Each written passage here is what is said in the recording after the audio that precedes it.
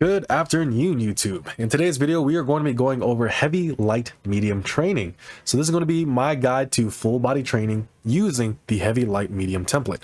So a lot of the training concepts discussed in this video will come from my own experience, as well as information that I have learned from Fazlift, an incredibly accomplished lifter and a great coach and mentor. I highly recommend checking out his videos, and I will be referencing them throughout this video. Another source that I highly recommend is going to be Andy Baker of Andy Baker Barbell, or Andy, I think he's the owner of Keenwood Strength and Conditioning, if I'm remembering that correctly. So if you're out in that area, I would highly recommend reaching out to him and getting in contact with his works. And I highly recommend watching his videos and reading his articles on the topic. Now, I will be presenting to you my interpretation of these concepts, how I apply them to my own training, as well as to the training of my clients who use or will benefit from full body and heavy light medium training. So this video, I hope it will be as concise as I possibly can make it, but I'm human, I'm liable to error. So if there's anything that you find to be confusing or any questions that you have, please leave them in the comment section below, and I would make additional content if necessary to address any points that I did not explain clearly enough. I hope I will do a good job and you will find this content useful in your training. So what is heavy light medium training? So heavy light medium is not a set program. It's not something that you can just buy with all of the exercises, sets, reps, and intensities all filled out for you, where it perfectly understands everything you need to apply the heavy light medium philosophy to your training.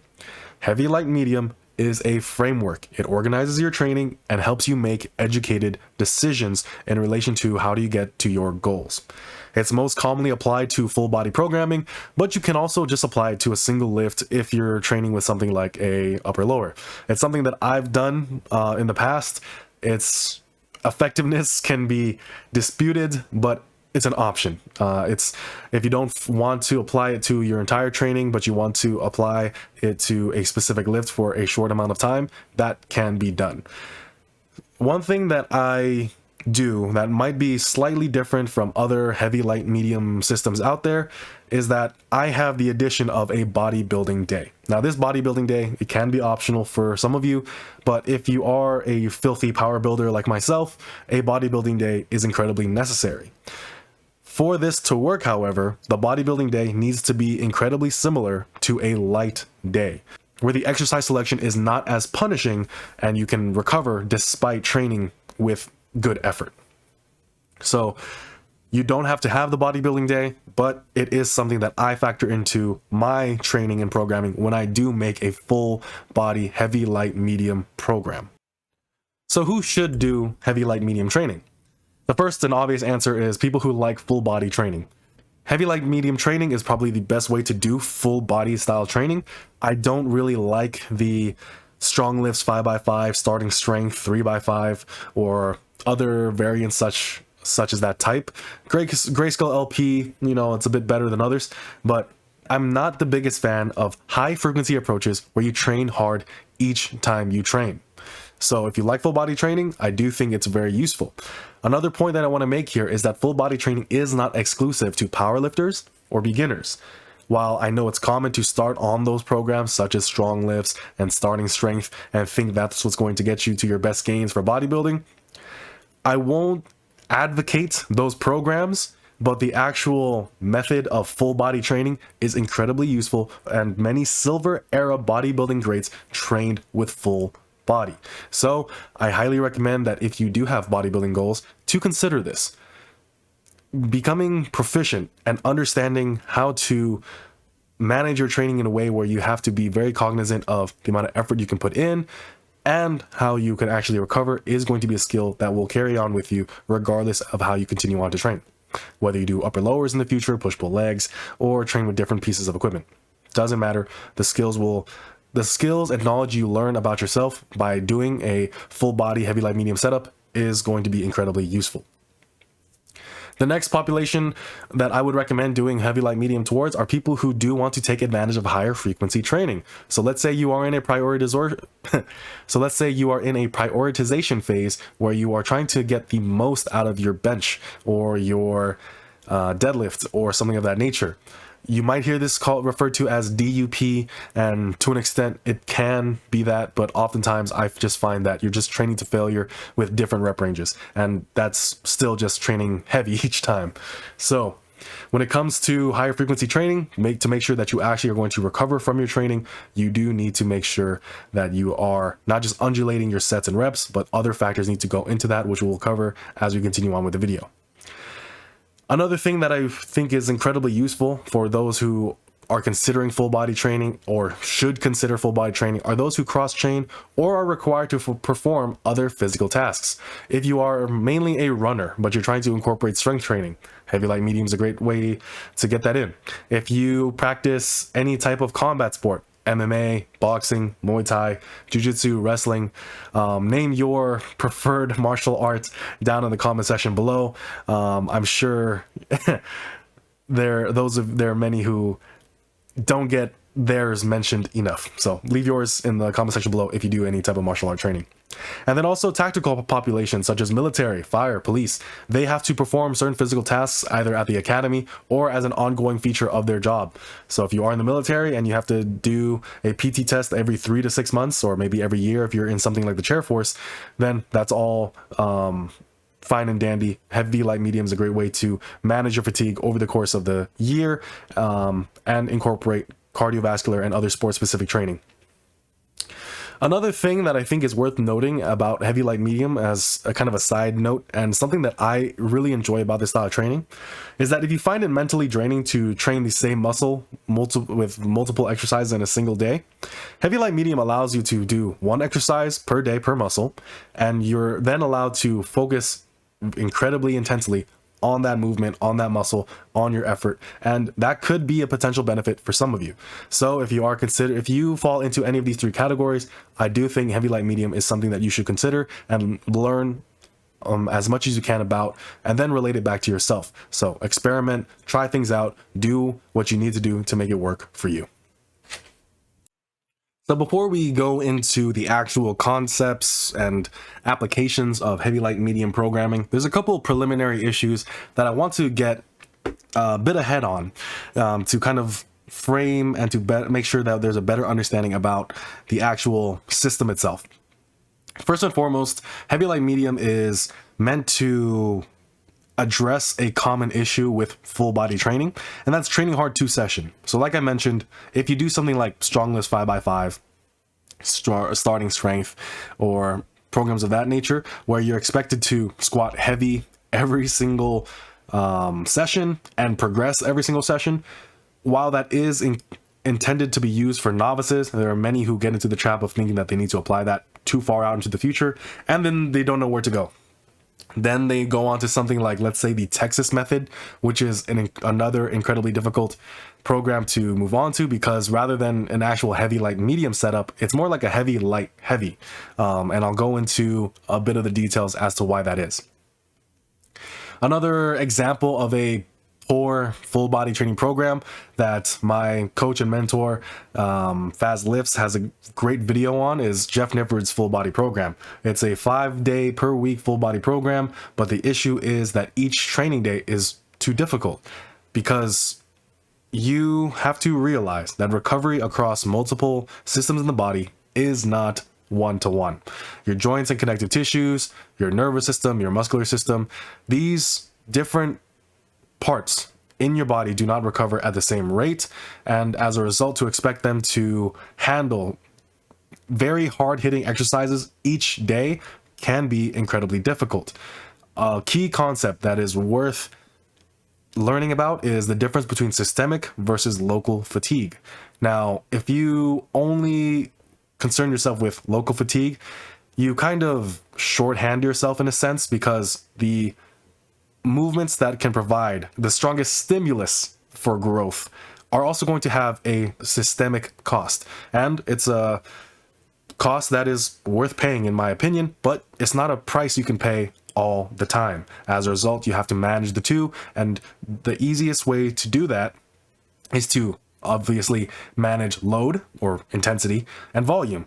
But the other method is exercise variety. Heavy, light, medium, in my opinion, has more to do with exercise variety than it does with anything else. Now, that might be a bit simple-minded, and it might not be true in every single sense, but as far as what I feel you should take away at this point in time is that heavy, light, medium requires you to be incredibly intelligent with your exercise variety.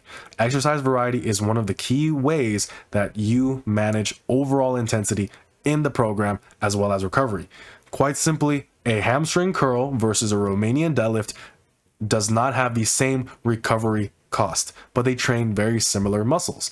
Similarly, bench press, push-ups, or if you even go outside the plane, a bench press versus an overhead press.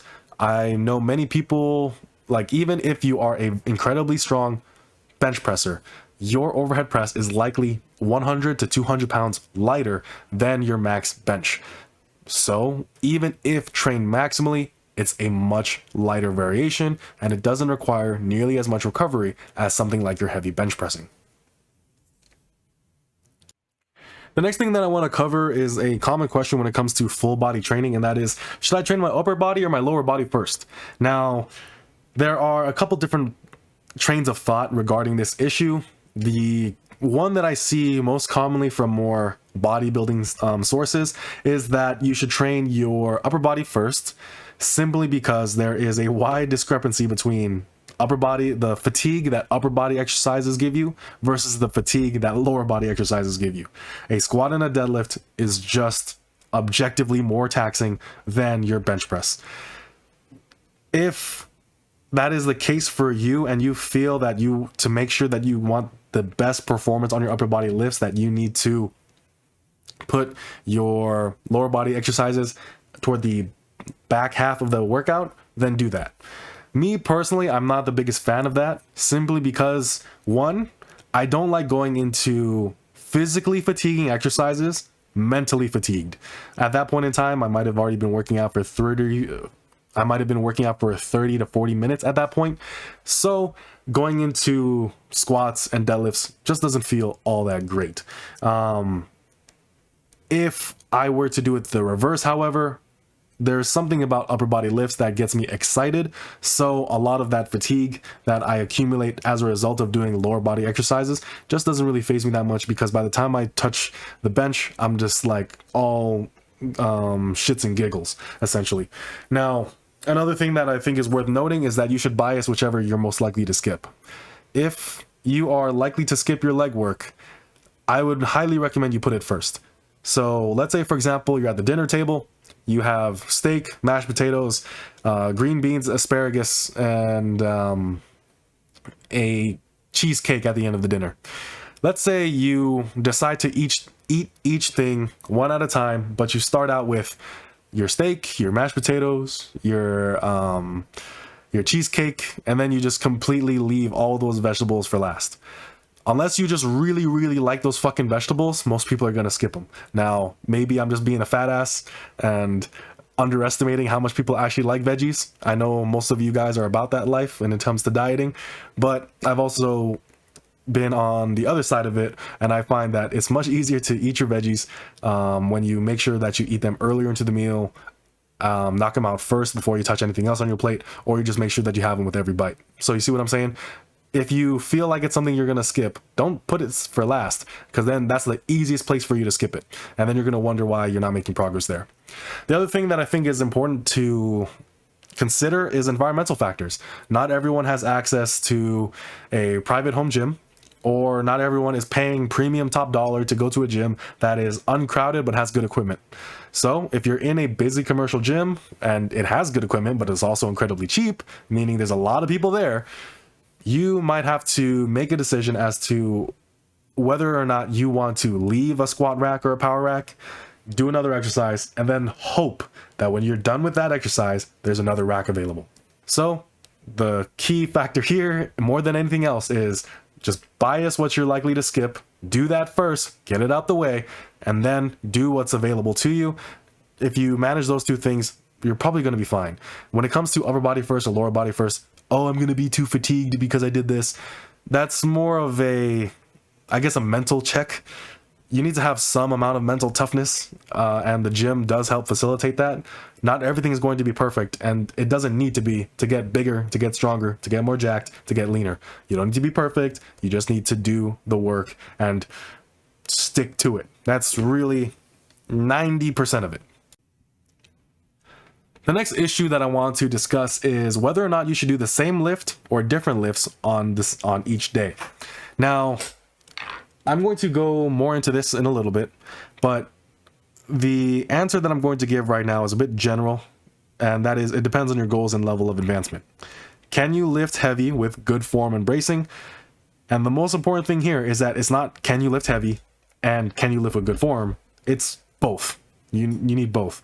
Can you lift heavy and maintain good form? With your good form, can you lift heavy? If the moment you add load and your form falls apart, there's some issues there, right? And in the same way, if you form goes completely out the window, but hey, you did something that looked like a squat, there's some considerations that you have to make there as far as addressing weaknesses and maybe some practice work. The next point is that can you recover from your heavy lifts, and can you recover from multiple heavy lifts in the same session? If that is not the case, it's likely a good idea to not rely on only one exercise each day. Another point I want to make is that it also depends on the lift. A big problem with a lot of workout programs is that they program the squat the same way they program their bench. They program their bench the same way their deadlift. The squat, bench, and deadlift are incredibly different lifts, and the amount of frequency you can tolerate, the amount of volume, intensity, and the way you progress them is going to be incredibly different. If you squat multiple times a week, it can be done if you manage your load correctly, but if you are not managing your load correctly, you'll run into a lot of issues. Deadlifting multiple times a week can also be done, but usually if that is the case, you are going to be using a different variation every single time you do so.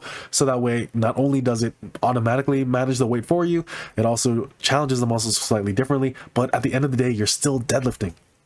So overuse injuries are still incredibly common.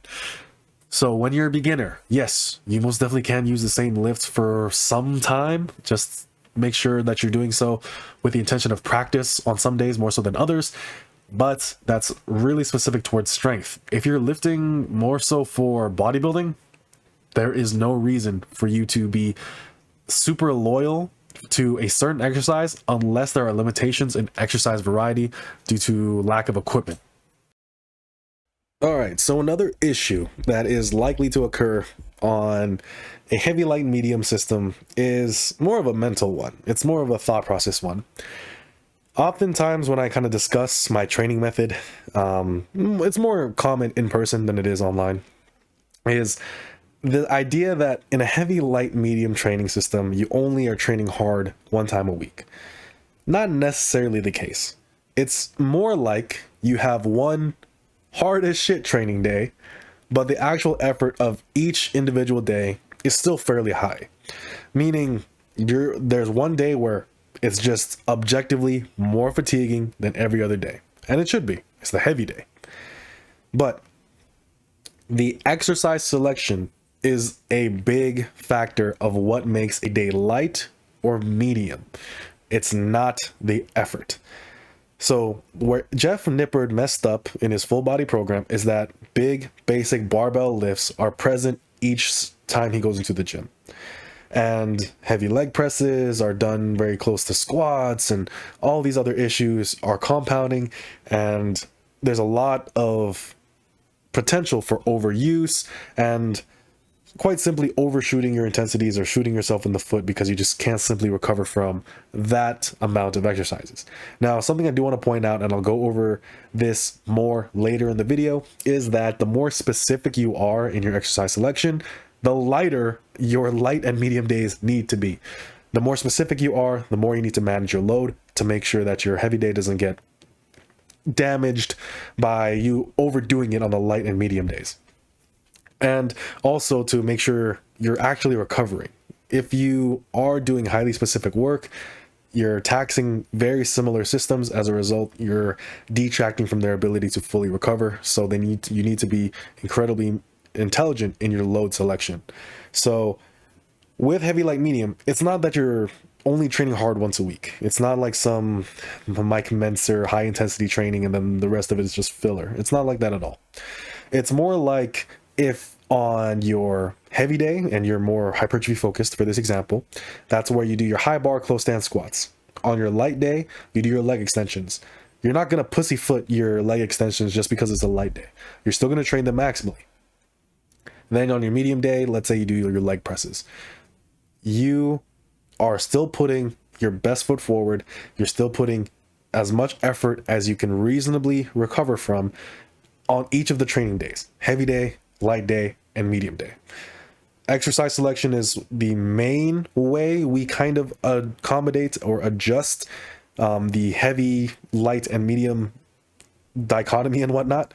But when it comes to how you actually work in the training, it's training hard all the time.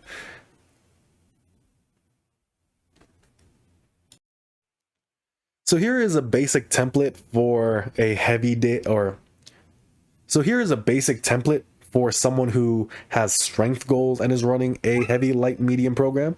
And that is, you do a squat, a press, and then a pull. And this pull can be a hinge or back work, depending on the day and depending on the other days around it.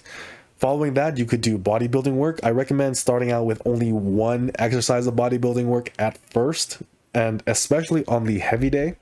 You can more than likely put more bodybuilding work on the light and medium days if you are more strength oriented, but you do have some bodybuilding goals or needs. And you can also have abs. Now, abs and sometimes your bodybuilding work can be supersetted either with each other or with other exercises to save time and increase the density of your workout. However, something that will be taken away from will depend on which exercises you superset. If you're supersetting bodybuilding work and abs with your main exercises, yes, that's 100% great for conditioning, but you might not be getting the most strength, or you might not be getting the most size if you do that. So I would recommend not supersetting your main work, your main three exercises: your squat, your press, and your pull. And when I say press, I mean bench press included in that, or even heavy dips if that's your main movement of the day, if you decide to make that your main movement of the day, or a heavy chest press machine. Doesn't really matter. I'm just saying some type of pressing motion, horizontal or vertical, and then you move on to a pull. So this is the basic template. You don't need to be super strict with it. You don't need to be super strict with the order too much. I would only recommend that the press stays in the middle, just so that way you can provide some amount of rest between the squatting motion and the pulling motion, because they're likely to tax very similar structures in the body. Now, when it comes to the bodybuilding template, so the bodybuilding template is you do your chest work, your back work, you do shoulders, arms, and then your legs. Now, I personally am not the biggest fan of this. Not for any objectively better way to do things. It's just more of a mental thing. And what I like to do is I like to do chest, back, legs, shoulders, and arms. Shoulders and arms are two muscle groups that I enjoy training, at least more than legs. So like I said, trying to put the legs last, not really going to work out that well for me. Putting them first, that can work out incredibly well too. But the reason why I actually prefer it in the middle is because when I do my chest work and my back work, my arms are involved. Obviously, they're not the main movements, but they are going to be involved to somewhat of a reasonable degree, where a little bit of a rest, a little bit of a break can be beneficial. So taking that time can work. I mean, chest and back work is not super fatiguing anyway, but if you like having that little bit of a mental break between them and then going into them, that is an option here as well. So now let's try to understand the day-to-day training template, right? So like I mentioned, you have your squat, your press, which like I said, can be vertical or horizontal, and then a pull. Now, if you prefer big basic compound lifts, if you have access to primarily big basic compound lifts, or you just have strength goals, this is really what's going to be how you organize your first three movements of the day. They're the most relevant to your sport if you are a power lifter, or a strength lifter if you're even more niche. And the big basic compound lifts are just going to have the most carryover to your athletic endeavors, in my opinion. Squats are commonly placed first if you have powerlifting goals, but it doesn't have to be. If you are a powerlifter, you could benefit from putting your squats first because that's the order of a meet, but you can also just save that for when you actually get closer to meet time. And if in the off season you prefer doing them third or first, it doesn't really matter. Like, another thing too, is just really depends on what's available to you. If the squats aren't available but the deadlift is, go do your deadlifts. It's not going to affect you all that bad, most likely. Like I mentioned before, the press, I do like it in between, just so that way there's some amount of rest. And let's say, for example, you are doing barbell rows, still uses very similar structures. Power clean, same thing. The only real exception is going to be vertical pulls, but I like doing them after, so that way there is some decompression of the spine because you're hanging, and that can provide some acute amount of recovery, more mental probably, but it does feel good and it can help in the long run.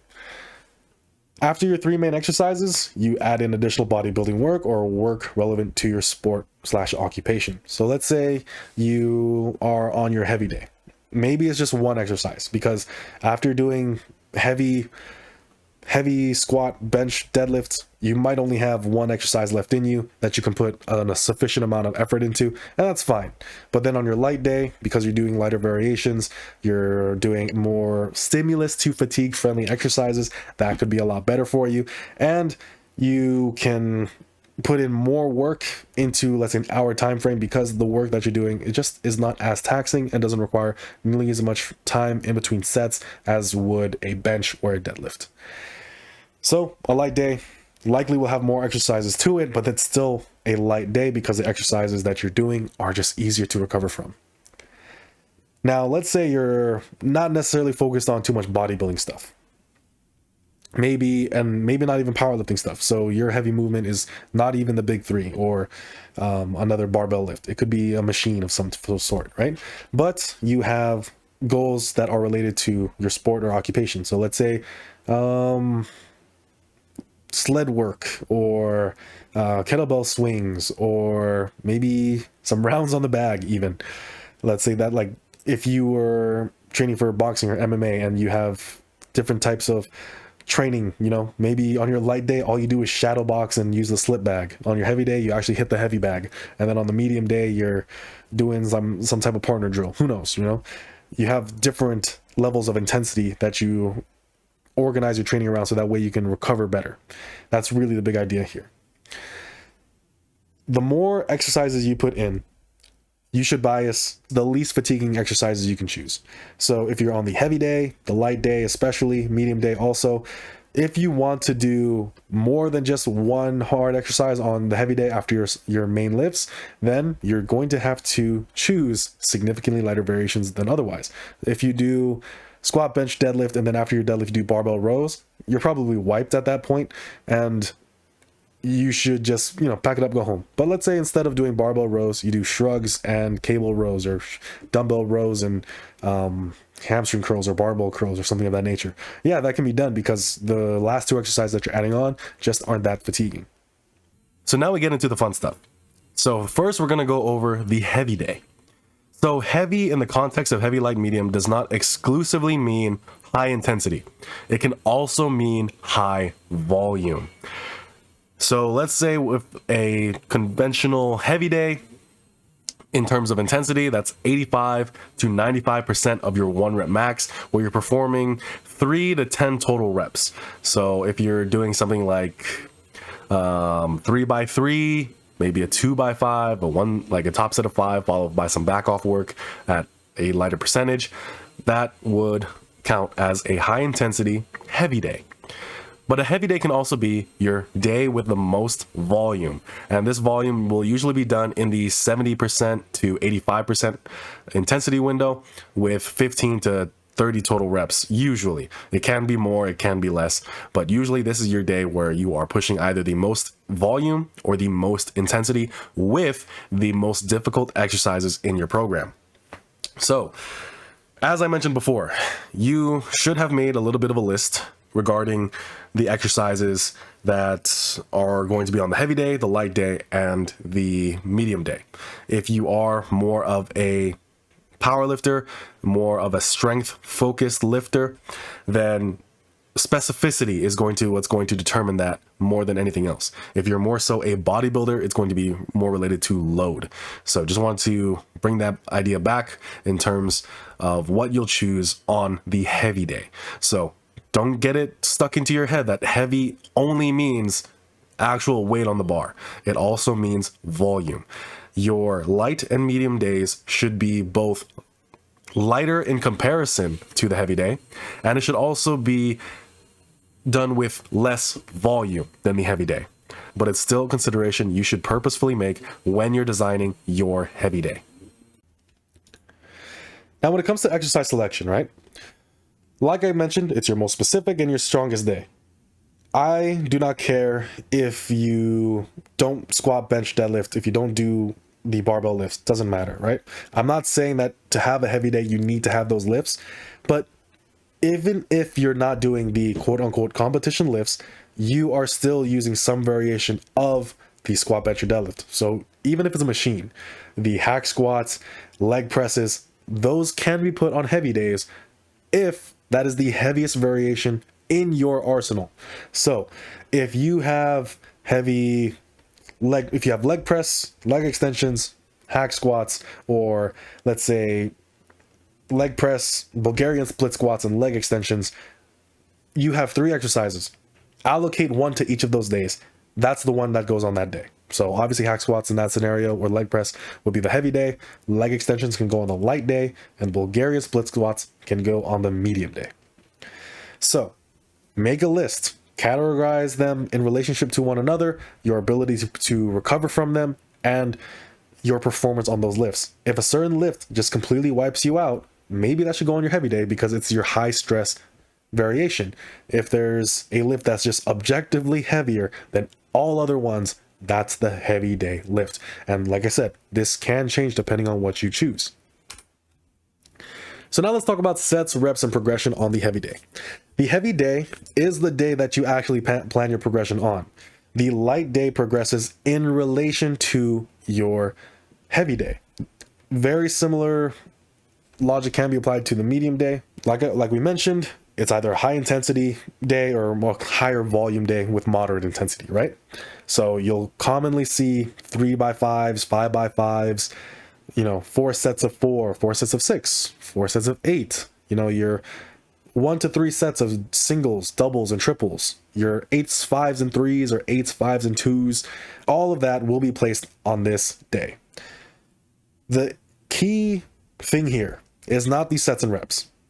It is the sets and reps are only as important as your plan to progress them. Whether you do a 5x5, a 3x5, a 5x7, a 5x8, doesn't really matter. All that matters is that there is a plan to actually progress, because this is the day where you're actually trying to make sure you're progressing forward. If you are not progressing on your heavy day, you're likely training too hard in the entire program. So maybe your heavy day's too hard, maybe your light day's too hard, maybe your medium day's too hard. If you are not making progress on this day, there's likely issues elsewhere in the program or in the day itself. So now let's talk about basic progressions. So like I mentioned, sets and reps are not what matters, it's how you plan to progress them. Now, progression should reflect what you can get away with, essentially where you're at in your training. Essentially, you want to keep things as simple as you can for as long as you can. If you are a true blue novice, a simple linear progression is still a very valid way to keep things simple, but keep you moving forward. You keep sets and reps the same. You're not really playing around with those variables quite yet, and the only thing you're doing is adding weight. Now, this is a protocol and a recommendation that is more focused towards strength. A lifter more focused on size could most definitely just rely simply on double progression, essentially for their entire training career. But if you have strength goals, a simple novice linear progression can still be useful, as it will help you try to not be so afraid to add load, but you should still be very comfortable with adding load over time. So here's an example of how that would look. Let's say you're starting out with 135 for a 5x5, but on that last set you do an AMRAP. So you do 4 sets of 5, and then you hit 10 on the last set. Next week you bump up 5 pounds. You repeat that process. 140 for 4 sets of 5, then you hit an AMRAP of 8. Next week you hit 145 for a 4x5, but this time you actually hit more reps on that AMRAP with more weight.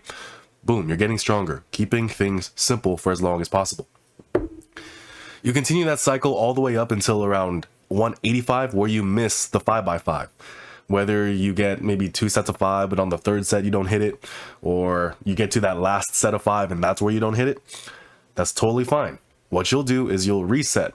You'll either drop back close to where you started, but slightly higher, or close to where you have stalled, but lighter as well. So let's say you want to be a bit more aggressive in your reset. You drop all the way back down to maybe 145, only 10 pounds up from where you started. And then you continue to build up back from there. Or if you want to be a bit closer and want to try to take 185 a bit sooner, then maybe you only drop down to 165 or 170. So it's a smaller drop, but you're still trying to beat your previous AMRAPs and still try to accumulate volume at that load, at those lighter loads before you continue to progress. That's a very simple way to progress on the heavy day, on your heavy movements, with this example. Another simple way to progress moving forward, and the more logical progression soon after a basic linear progression stalls out, is to use linear periodization.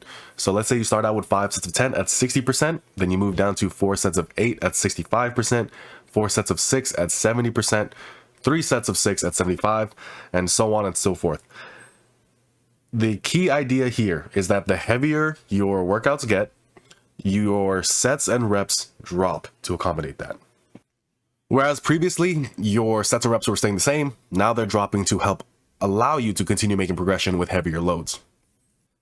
Eventually, the style of progression that you are using will either get stale mentally or physically and will become less and less fruitful, and you might find benefits, whether they be physical or mental, in other styles of progression. Waves are one of my favorite ways to progress, as it allows me to continue to add load, but it does so in a way that is slightly more responsible. It is a condensed and aggressive way to add weight, but weight continues to drop down every 3rd or 4th week. So you alternate volume thresholds each week. 5-3-1 is the most common example, but I actually prefer the volume wave recommended by Andy Baker, which is 8s, 5s, and 2s if you're going to be going that aggressive on a condensed time frame. And week 1, you do 3 sets of 8, around 60 to 70%. Week 2, you bump up 10% up from there, so 70 or 80%. And then week 3, 3 sets of 2 at 80 or 90%.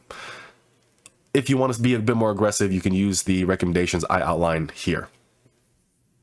Alternatively, if you want to volumize and you want to rely on adding volume, which is going to have the most overall impact on training tonnage being your sets times reps times weight.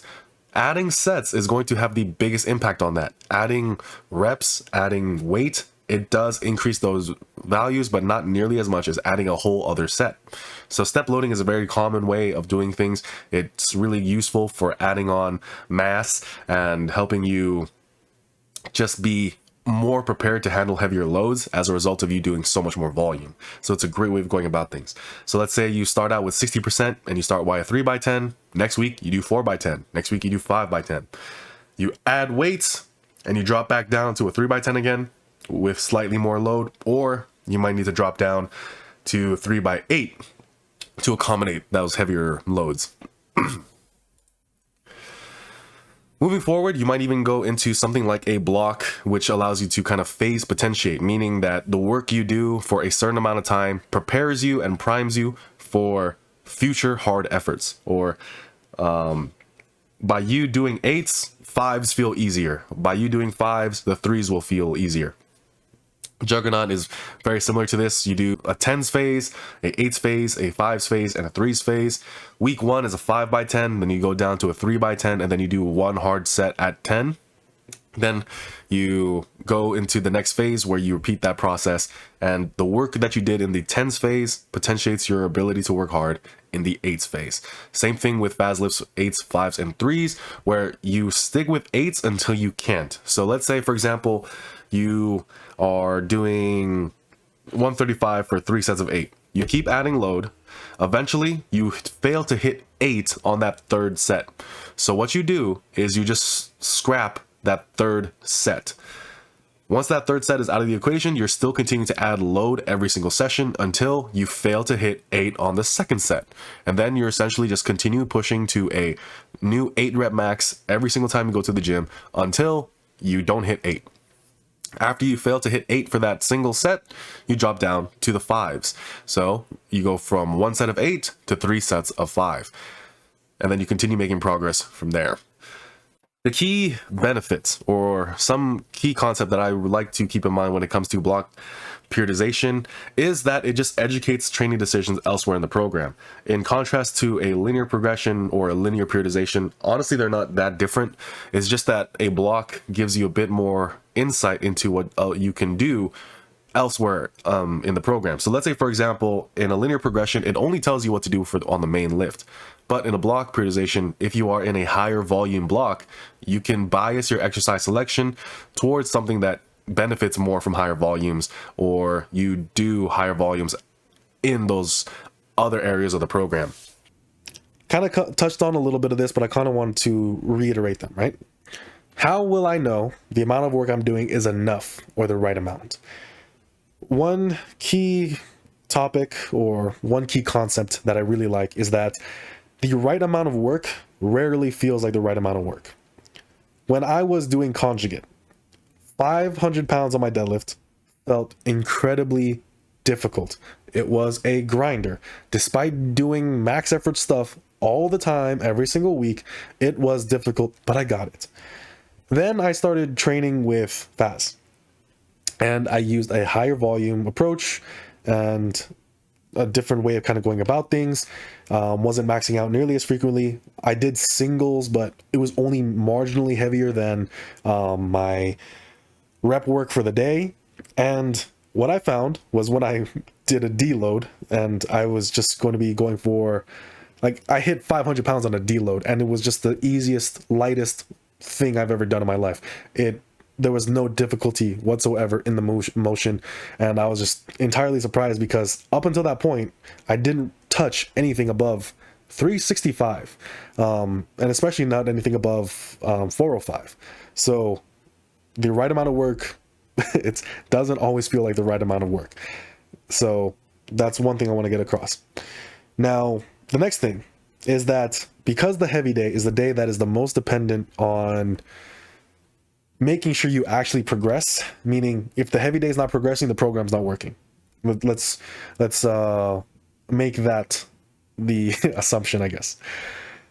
If the heavy day is continuing to progress as planned, meaning depending on where you're at in your phase of training, let's say you're in a volume phase, but you're still doing heavy, light, medium, and you're moving forward as planned, you're still doing good. If you don't feel like shit most of the time, you don't feel beat up all the time, you're all right. Now, the light day, you're still going to probably have some amount of fatigue, but you should feel mostly fine. If you feel mostly fine into your light day, perfect. That's cool. After your light day, you have a rest day anyway. And if you're doing everything right, your light day is not going to wipe you out. It's only going to stimulate your muscles and you'll feel fine the next day. By that point in time, you go into your medium day feeling pretty damn good, meaning you're not really feeling much of your heavy day anymore. You're feeling maybe a little bit from your light day, but for sure on your medium day, you feel absolutely fine. And then you have 2 days of rest, or you have a bodybuilding day that's not going to be impacting your recovery all that much. And then you feel perfectly fine into your heavy day again. That's what you should feel like. So whenever I do heavy, light, medium, on my heavy day, the day after the heavy day, I'm wiped. I'm fucked up. My light day comes around and I feel mostly fine, meaning I still have some fatigue, but it's not that bad. But thankfully on that training day, I'm not doing anything difficult. Like I squat incredibly light, or I don't even squat at all. I'm doing a pressing variation that is significantly lighter than my benching, doing calisthenics mostly, and doing machine work.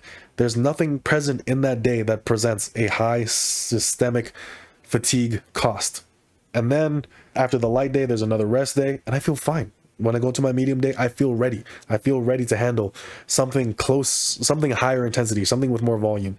And then after that work, I have two days of rest, or after a bodybuilding day, which, like I said, does not impact me all that much, I feel good. If that is occurring, you are fine, okay? The next question is, should I do all of my heavy work on the heavy day? So to an extent, this does depend on the goal, whether you are more focused on strength or you are more focused on size. If you're more focused on strength, there is a better argument to be made to spread the intensity and the stress over the course of the week.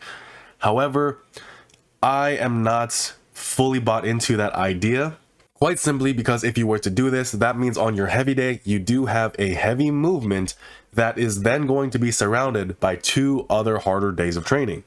As a result, you're not really getting the opportunity to fully recover.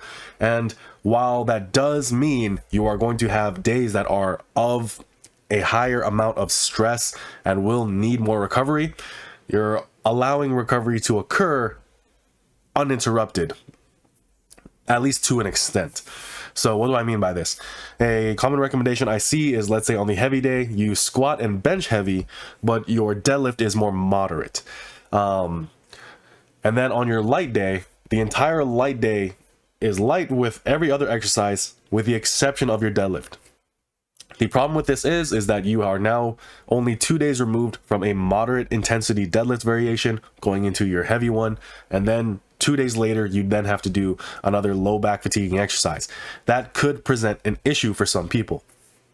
It definitely did for me, so I wasn't really the biggest fan of that. Now, when it comes to hypertrophy training, I do think most of your heavy work and your heavy exercises should be done on the heavy day, for the most part, because you're likely choosing exercise variations that are by their very nature not that systemically fatiguing. You should be fine.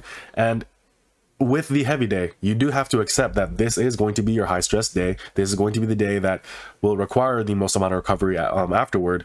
And it's going to be the day where you will feel the most challenged. And that's not a bad thing. You do have to accept that that's going to be a feature of the heavy day. The most important thing is how you feel going into your next heavy day a week later. Because if you're being completely shot by everything else you do in the program and the heavy day, then you can start playing around and bringing things down. But for the most part, adhere to the heavy, light, medium framework. For someone who is training for hypertrophy, and you, let's say for example, triceps are something you're training on all 3 days, maybe you do dips on this day, cable pushdowns on the light day, and then close grip bench on the medium day, or invert that in whichever way makes sense for you. The next thing is, how much bodybuilding work should you do on the heavy day? This day is, if you are training for strength, this should have the least amount of bodybuilding work if you're training for strength. For hypertrophy, you should just be training the exact same, that bodybuilding template that I showed you, doing that, but just with higher intensities, higher volumes, closer to failure and whatnot. But overall, this day will usually have the least amount of additional work because it doesn't really need that much. You're using your biggest heavy hitters. If you are using your biggest heavy hitters, you obviously don't need all that small other shit, because that's what the other days are for. So on your heavy day, this is where you have the least total amount of exercises, but you have the most amount of intensity and volume. So it kind of balances that out for you. So now let's break down some heavy day examples. So if you are training for strength, your squat, your bench, and your deadlifts are going to be your main primary movements. And then you're going to follow that up with, I recommend doing a row variation if you are more of a novice. Quite simply, getting more jacked in the upper back and the back overall is going to be of a great benefit to you. So rather than doing additional deadlift volume, Rowing will have great carryover to your deadlift. So for the volume work for deadlifting, I actually prefer doing rows. Barbell rows, T-bar rows, chest supported rows, doesn't really matter. That's an option available for you there. You can also do things like pull-ups or things of that nature if you are just more of a general strength and general recreational lifter. That is an option available to you. And then you end the workout with some ab work or some direct arm work if you have more hypertrophy focused goals in conjunction with your strength training. This is how I like to structure a heavy day at first. Yes, you can add more to this over time, but during your initial run through of a heavy, light, medium program, those changes and those additions should be done slowly. So don't be adding too much bodybuilding work on the heavy day quite yet. You want to make sure you understand how the heavy day feels, the recovery costs and needs of the heavy day, and then how the rest of the program continues to fill in. And if you are able to make progress in the muscles that you want to progress in, and especially the lifts that you're trying to progress with the work that you have started with in your light and medium days, you want to keep that for as long as possible and add change only when necessary. The biggest issue that I see is trying to put in too much at first and not really giving yourself the time to need that additional work. Now for size, it's a little different. Because you're already going to be choosing exercise variations that are less fatiguing and more focused on building muscle, you can and most definitely should be adding in more bodybuilding work because you are mainly training like a bodybuilder. So on your heavy day, that's where you have your squat motion, whether that be the freestanding squats, high bar close stance is my recommendation here. You could also be doing a front squat variation, hack squats, maybe even leg press as your primary leg motion here. Then you have your bench press. Rather than doing a conventional or sumo deadlift, I would recommend doing something like a stiff leg deadlift or RDL. Following up with strict barbell rows. By trying to keep things strict, that will already be a self-limiting variation where you're naturally going to be using lighter weights in relative to what you could do on another barbell row variation, but it still counts as a heavy day movement because you're likely going to be doing something like cable rows or chest supported rows or dumbbell rows on the medium day. So of those variations, this is your heaviest row variation, so that's why it goes on the heavy day. Then you can do an overhead press variation, whether that be the strict military press, seated military press, dumbbell press, anything of that nature, 3 sets of 6 to 10, and then bicep curls are also going to be hit here. And then you can finish the workout with additional ab, tricep, or calf work, or forearms. I like to keep triceps on that Friday workout, so on the medium day, just because there's more time to recover between your heavy day work and the tricep work being done. That's a great idea from Andy Baker, and I found it to be incredibly useful as I feel incredibly fresh going into my bench press session, which is a priority for me. So if pressing is a priority for you, I do recommend keeping your tricep work later into the week, so that way there's a bit more time of recovery between your pressing motions. Now, if you are focused on strength and you are getting up there in terms of your numbers, your ability to recover and ability to progress, so you're becoming a bit more of an intermediate or advanced lifter, it does become more difficult to do all of your heavy work in a single training day. So you will have to distribute the stress over the course of the week. The first recommendation that I came across is one that looks like this, and like I mentioned, it's not one I'm a fan of. You move your heavy deadlift to the light day. So the only hard exercise you're doing on the light day is the deadlift, meaning it's not going to be impacted nearly that much. But like I said, your body doesn't recover one-to-one everywhere. And even if a stiff leg deadlift or Romanian deadlift provides you a big enough stimulus where you need more time to recover, your heavy deadlifting is done 2 days after, which is not something I really like or found to have worked well for me. So what I did instead was I kept my heavy day on with heavy deadlifting. As a result, my squat intensity had to be brought down.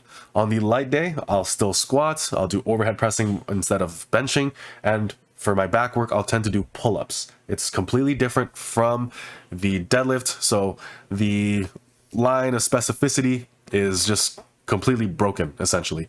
As a result, my the structures being involved in the deadlift can have more time to recover between sessions.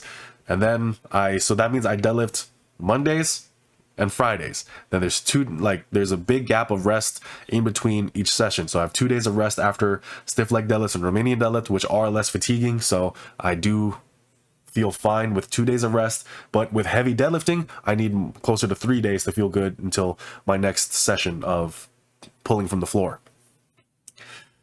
The downside to this is that the squat doesn't really get a true heavy day. Yes, you can put a heavy squat on the medium day. I have experimented with that and I found it to not work that well for me, but it is where I would put a heavy squat if that were the case. But for me, I'm not the most focused on my squat, quite honestly. Part of it is just because of all the other things that I'm involved in. I find if I combine heavy squatting with all of my other goals and other styles of training, namely mixed martial arts and running, it just doesn't work all that well for me. So I'd have to manage my squat volume and intensity more so.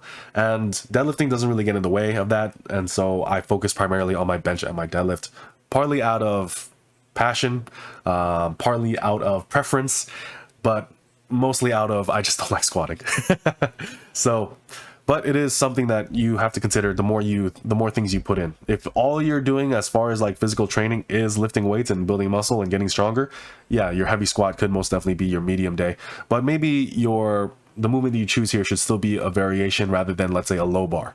So instead here, you could be trying to get as strong as possible on a high bar, on a safety bar squat, because these are movements that will have intense carryover to your low bar squat when you decide to go into a more squat focused strength phase. So here are some key takeaways when it comes to the heavy day.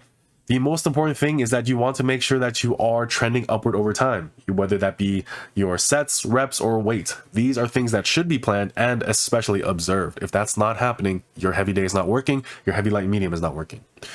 The next thing that I do want to make sure I put here is that the plan doesn't necessarily matter. Whether you do step loading, wave loading, block periodization, linear, doesn't really matter. What matters is that there is a plan and that you stick to it.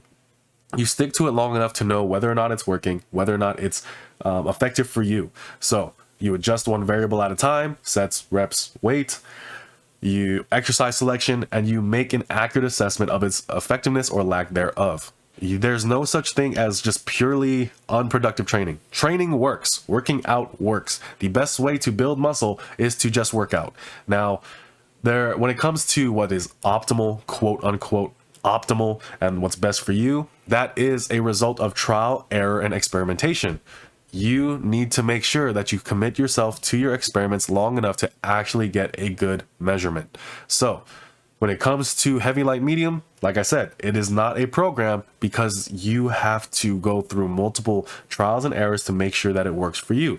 But here's the thing, you are going to be getting results no matter what. As long as you are willing to have that experimentation and be willing to make those mistakes, it's not like you have workouts that aren't building muscle and you have workouts that are building muscle. It's just you have better or worse ways to do things in relationship to you, the lifter. So make sure that you stick to the plan long enough to make sure that the plan's working, and then try to improve it, or if you need to, move on to something else. So the light day. The light day should address one of the following areas, and it should promote recovery. So the light day is a bodybuilding day, it's a conditioning day, or it's a skill and technique day. Light exercises are exercises that are significantly lighter than your main heavy movement and much easier to recover from, even when trained maximally. So that's one way to kind of categorize light exercises. Front squats are an example of this. Overhead press is an example of this. Barbell rows, strict barbell rows are an example of this. Pull-ups also. A front squat, even when you're doing it for 3s or 5s, is usually much lighter than what you can perform on your back squat and is likely to be something that you can recover from much easier. If you have size goals, then you can rely mainly on machine work, leg extensions, isolation, smaller isolation work that does have carryover, or not necessarily carryover, but does have a benefit if your main goal is strength. Now, if you are training for strength, volume should be less than or equal to your heavy day. I would recommend it be less than. But when it comes to your sets and reps, they should be incredibly similar. If you're doing fives on your heavy day, you should be doing fives on your light day.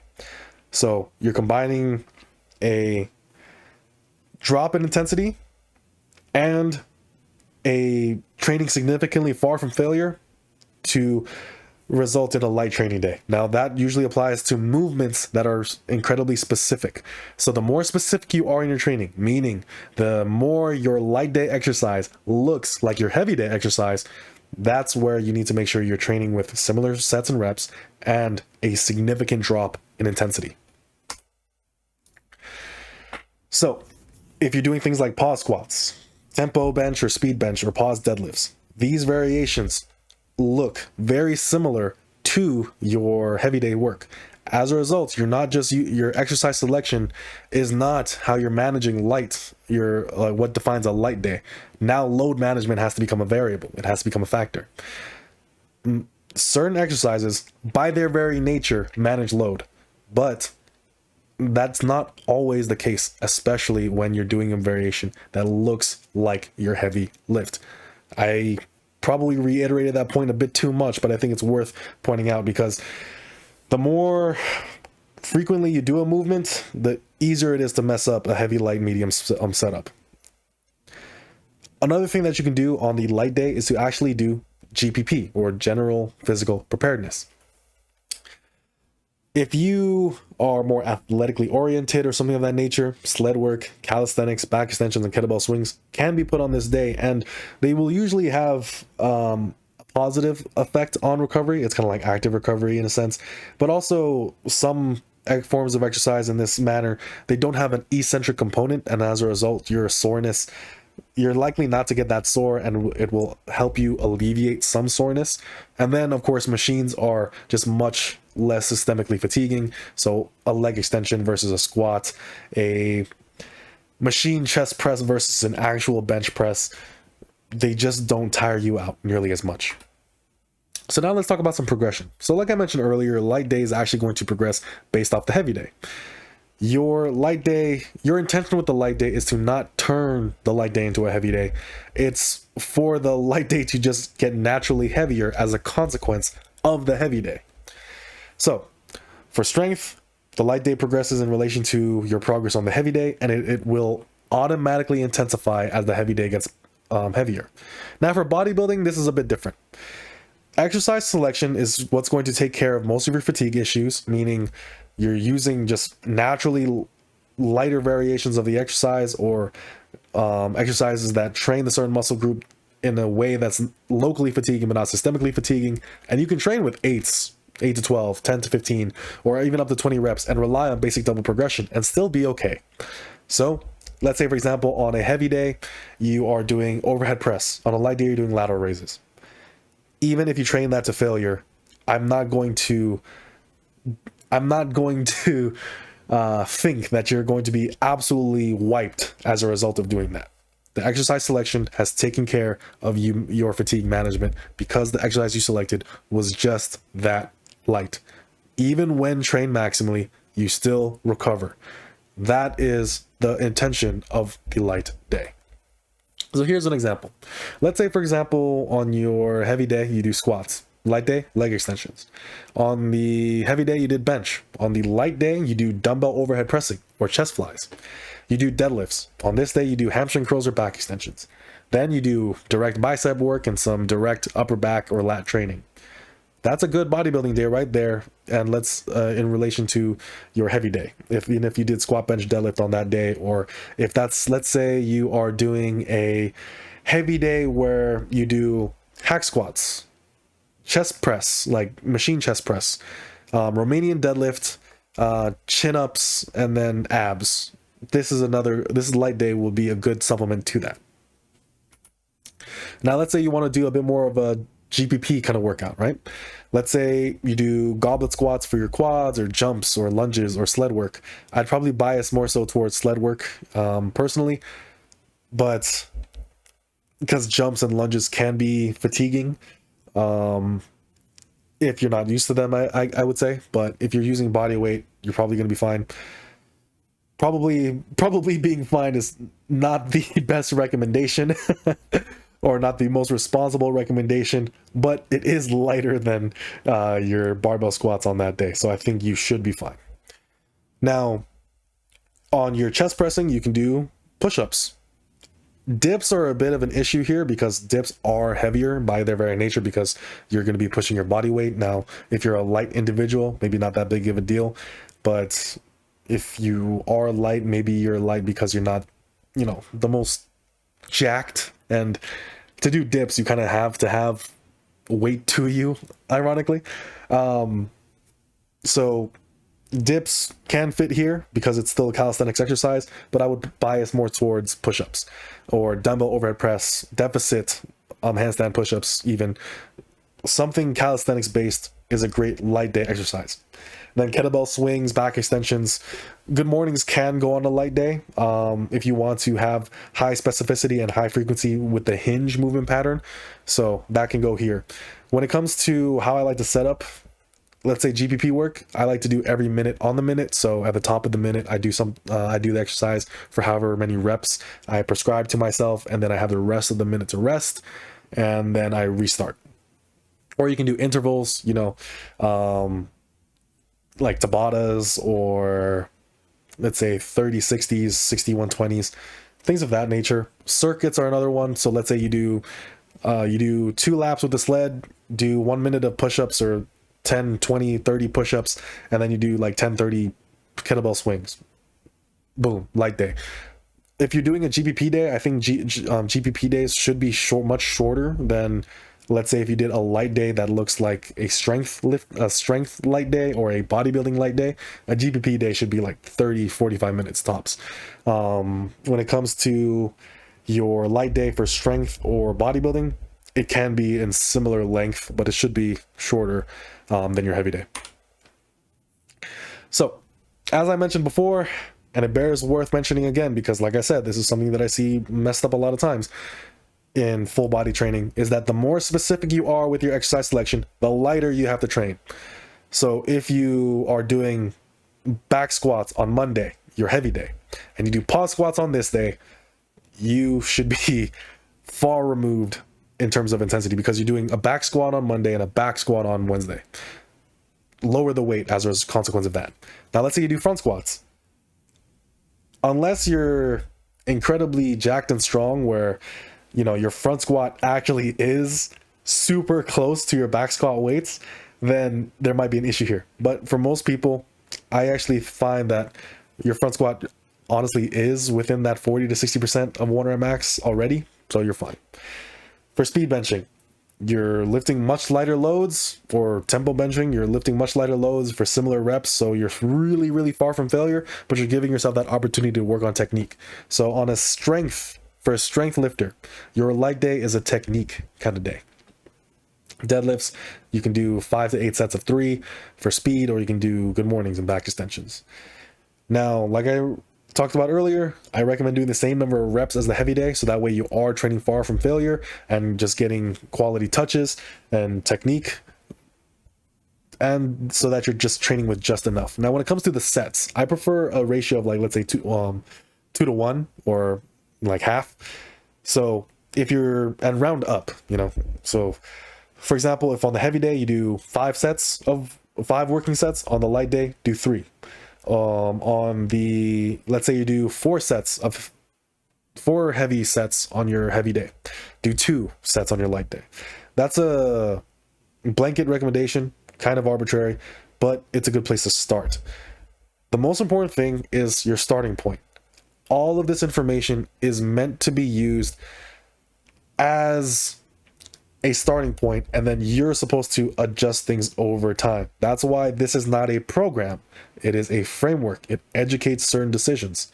So you relate your experience, the positives and negatives, to some of these ideas, and then you make adjustments. So now let's get into the medium day. This day should consist of close, self-limiting variations. So your high bar squats, your safety bar squats, your leg press machines, your close grip benching, your Larson pressing, your stiff leg deadlifts, Romanian deadlifts, These are motions that highly and closely resemble your heavy day movements, but are less fatiguing, and they tend to be much lighter than what you can do on your heavy day. Intensity and volume should be closer to the heavy day and higher than the light day. Hence, it's a more moderate and more medium type of day. So if on the heavy day you are doing 15 to 30 total reps, on the medium day it should be closer to 20.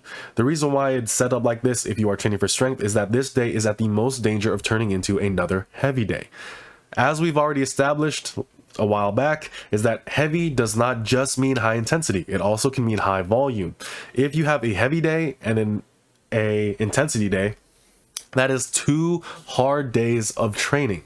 It is not just because one is volume and one's intensity, that doesn't make one, a heavy day and the other one a medium day. They're both hard, high stress days. You have to make sure that the medium day doesn't become another heavy day by simply doing more volume on this day to compensate for the lighter loads.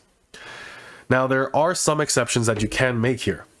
For example, the bench press is one of the exercises that can benefit from a volume day and intensity day setup. So training them concurrently, and that can be done on a medium day, but applying that universally to every single lift, every single exercise on the medium day when you're training for strength is likely going to shoot you in the foot, as you're going to find that this day becomes more difficult to recover from, and it will impact your ability to perform on the heavy day. So if you are performing a 5x5 on the heavy day, maybe on this day only do a 4x5 or a 3x5. That is a way to kind of drop things down. And because you are training heavier, but you're doing less total reps than you possibly could, that is a way you keep the day more moderate and medium in its intensity and volume. So how would we progress on this day? I would recommend using just basic double progression. Double progression is a great way of making sure that the medium day stays medium because you add weight when necessary rather than adding weight as a necessity.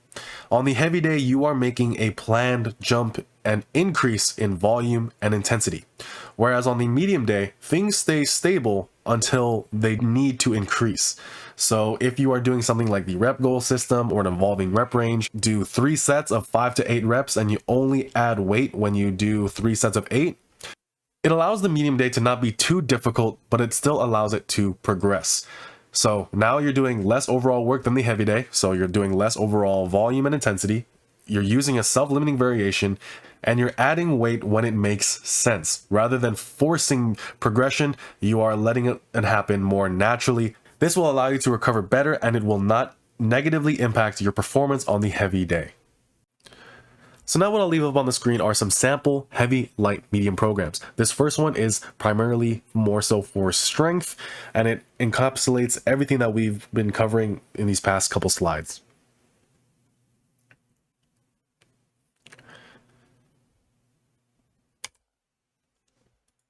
This next one is primarily for bodybuilding. As you can see, the exercises vary a lot from one another. Your more basic barbell compound lifts are going to be more placed on the heavy day, whereas your pump work is going to be placed on the light day. And then a happy medium between those two exercises are going to be placed on the medium day.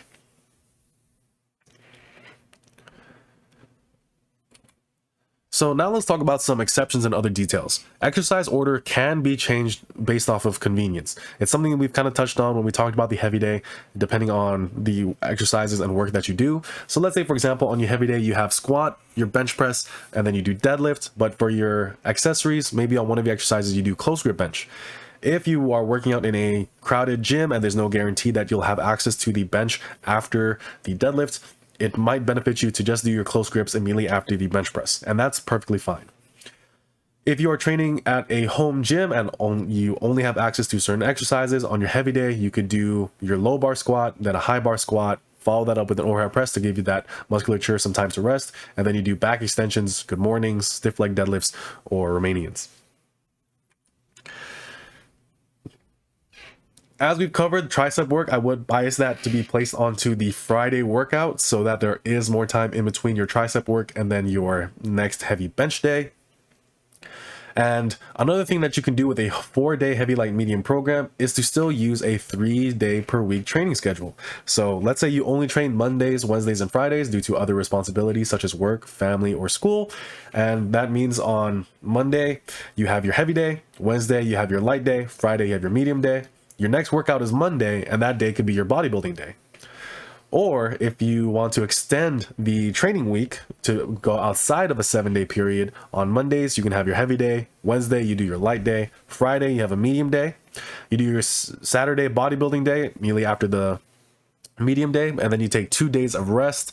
And so it becomes a bit of an asynchronous split, but it allows you to get more recovery between it. And that's another thing that you can do to get more recovery out of your week.